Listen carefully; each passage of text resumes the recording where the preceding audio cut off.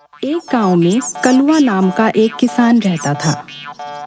कलुआ बहुत ही लालची किसान था। खेती करके जितना भी अनाज वो अपने खेत पर उगाता था, उन्हें बहुत महंगे दामों पर बेचा करता था। अनाज तैयार हो गए हैं, इन्हें रख देता हूँ। कुछ महीनों बाद मंडी जाकर बेचूंगा। हाँ। कुछ महीनों बाद कलुआ मंडी जाता है। ग्राहक उसके पास अनाज की बोरियां खरीदने आने लगते हैं। जो दाम मैंने कह दिया उससे 1 रुपए कम नहीं करूंगा। लेना हो तो लो, वरना जाओ। अरे भाई, कुछ तो कम करो। हैं? इतने पैसे तो पूरे बाजार में कोई नहीं लेता है भाई। हाँ तो जाओ, किसी और से ले लो। हैं? मैं तो इतने ही दाम पर बेचूंगा। तुम्हें पता है इस वक्त बाजार में ये अनाज किसी के पास नहीं, इसीलिए मनमाने दाम लगा रहे हो। वो सब मैं नहीं जानता। मैं जितना दाम बता रहा हूँ उसमें लेना हो तो लो, वरना जाओ। हाँ। बाजार में किसी और के पास अनाज न होने की वजह से सभी ग्राहक कलुआ को मुंह मांगी कीमत देकर अनाज खरीद रहे थे।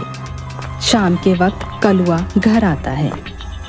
हे भगवान, आज बहुत थक गया। ग्राहक से बहस करके तो दिमाग ही खराब हो जाता है। तभी अंदर से कलुआ की पत्नी चंपा आती है।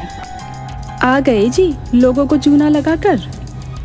हाँ चंपा, आज तो खूब कमाई हुई है। क्यों जी? आप जानबूझकर अनाज छुपा कर रखते हो, जब बाजार में वो अनाज खत्म हो जाता है तब लेकर जाते हो, है ना? और महंगे दामों पर बेचते हो। क्या आपको जरा भी बुरा नहीं लगता? अरे चंपा, इसमें बुरा क्या लगना है? इसमें ही तो मजा है। जितना दाम बोलो, ग्राहक उतना देने के लिए तैयार रहता है। सच में ऐसी कमाई से तो मैं बहुत खुश हूँ। नहीं जी, ये सही नहीं है। आपको ऐसा नहीं करना चाहिए। ईमानदारी से पैसे कमाइए और सही दाम पर अनाज बेचिए। सोचिए, आपको देखकर हमारे बच्चे क्या सीखेंगे? अरे तुम चुप करो। हैं? दिन भर अनाज बेचकर थक गया हूँ, हैं? और तुम अब मुझे ज्ञान दे रही हो। जाओ यहाँ से और मेरे लिए कुछ खाने को लेकर आओ। हाँ हाँ ठीक है, मैं जा रही हूँ, मगर मैं तो यही कहूँगी, ऐसे लोगों को ठगना बंद कीजिए। चंपा अंदर चली जाती है। हे भगवान, ये कैसी बीवी दे दी है तूने? हैं? पति का साथ देने के बदले ये तो मुझे ही ज्ञान देती है भाई। इसका कुछ नहीं हो सकता, मूर्ख कहीं की। कलुआ के पड़ोस में एक बुढ़िया रहती थी। वो बुढ़िया अकेले ही सारा काम करती थी। खेत पर बीज लगाती थी, कई महीनों तक फसल की देखभाल करती थी, और जब अनाज उग जाता था तब उसे बाजार ले जाकर बेचा भी करती थी। उसका बेटा उसे छोड़कर शहर चला गया था। एक दिन कलुआ की नजर उस बुढ़िया पर पड़ती है। वो बुढ़िया अनाज की बोरियां तैयार कर रही थी। चलो जरा इनके पास चलते हैं। कलुआ बुढ़िया के पास आता है। प्रणाम दादी जी, कैसी हैं? ठीक हूँ बेटा। इतनी उम्र हो गई है और आप अब भी अकेले इतना काम कर रही हैं? क्या करूं बेटा, जब तक भगवान शरीर चलाएगा तब तक तो काम करना ही पड़ेगा, वरना इस बुढ़िया को कौन खिलाएगा। अब आपका बेटा कभी आपसे मिलने नहीं आता? उसे कहाँ फुर्सत है जो वो मेरे पास आए। ये तो बहुत दुख की बात है। वैसे आपका बेटा नहीं आता तो क्या, मैं हूं ना आपका बेटा, मैं करूंगा आपकी मदद। क्या बेटा, मुझे कुछ समझ नहीं आया। अरे दादी जी, आप यहाँ अनाज उगाने का काम कीजिए। मैं बाजार जाकर आपके सभी अनाज को बेचकर आऊंगा, जिससे आपकी बहुत मदद हो जाएगी। अरे नहीं बेटा, मेरी वजह से तू क्यों परेशान होगा, रहने दे। नहीं दादी जी, इसमें परेशानी जैसी कोई बात नहीं है। ये काम तो मैं आराम से कर दूंगा। वैसे भी मैं अपना अनाज बेचने तो बाजार जाता ही हूँ।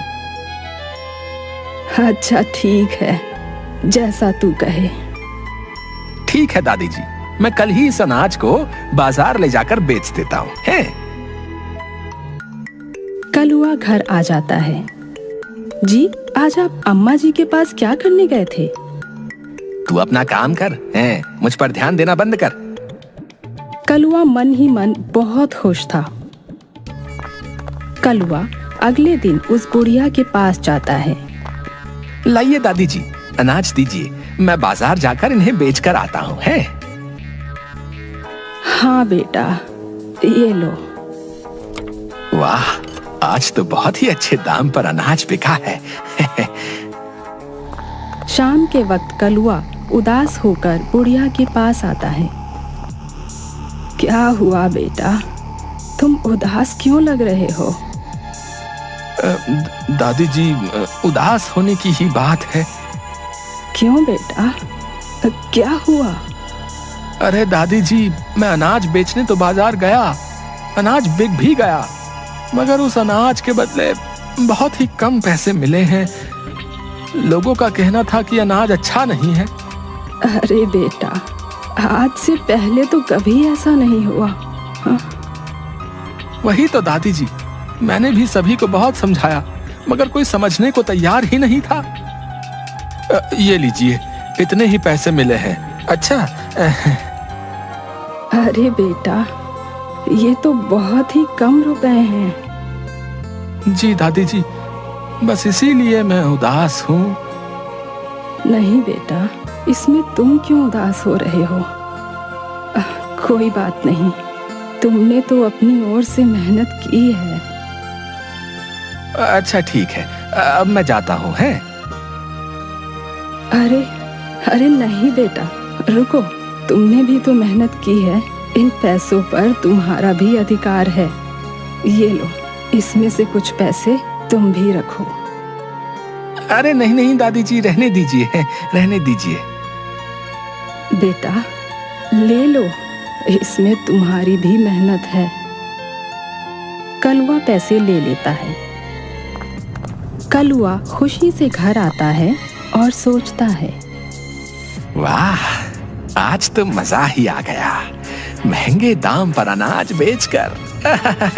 वो पैसे भी रख लिए, साथ ही साथ दादी ने अपनी ओर से भी पैसे दे दिए। भाई वाह वाह वाह वाह, क्या बात है कलवा तेरे, क्या बात है। अब हर रोज कलुआ यही करने लगता है और उस बुढ़िया को धोखा देकर बहुत पैसे कमाने लगता है। वो बुढ़िया कलुआ की चाल नहीं समझ रही थी। कलुआ को अच्छा समझकर वो उस पर भरोसा कर रही थी। उसी बाजार में चंदू नाम का एक किसान भी अपने अनाज बेचने आया करता था। वो हर रोज कलुआ को अनाज बेचते देखता था। आजकल तो ये बहुत बोरियां बेचने लगा है, इतना अनाज तो इसके खेत पर उगता भी नहीं। तुम्हें पता नहीं क्या, ये अपने पड़ोस वाली दादी जी के अनाज को भी बेचता है भाई। अच्छा, ऐसी बात है। चंदू बहुत अच्छा और ईमानदार इंसान था। वो सोचता है, ये कलवा तो एक नंबर का दुष्ट इंसान है। जरूर ये दादी जी को कम पैसे देता होगा और खुद ज्यादा पैसे रखता होगा। आज ही जाकर उनसे बात करता हूँ। चंदू उस बुढ़िया के पास आता है। प्रणाम दादी जी, सुना है आजकल कलवा आपके अनाज को बाजार ले जाकर बेचता है।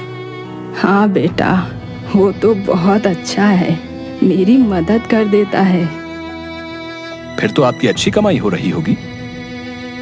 नहीं बेटा, दरअसल वो कहता है अनाज के दाम ज्यादा नहीं मिल रहे हैं, इसलिए बहुत कम ही रुपए मिल रहे हैं। अरे नहीं दादी जी, वो तो हर रोज अनाज को बहुत ही महंगे दामों पर बेचता है। अरे बेटा, ऐसा नहीं हो सकता। हाँ दादी जी, सच में। मैं भी बाजार में रहता हूँ और देखता हूँ वो अनाज बहुत ही महंगे दामों पर बेचता है। जब कलुआ शाम के वक्त बुढ़िया को पैसे देने आता है, तब बुढ़िया उससे कहती है, बेटा आज अनाज से कितनी कमाई हुई?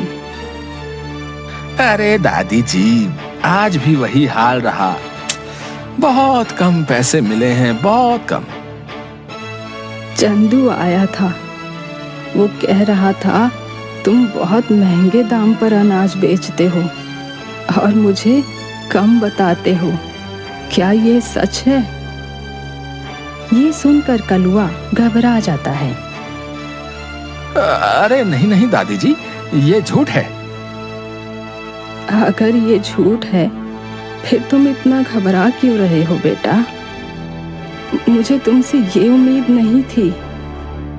मैंने तुम्हें अपना बेटा समझकर ये काम तुम्हें दिया था और तुमने मुझसे ही धोखा किया, वो भी इन चंद पैसों के लिए।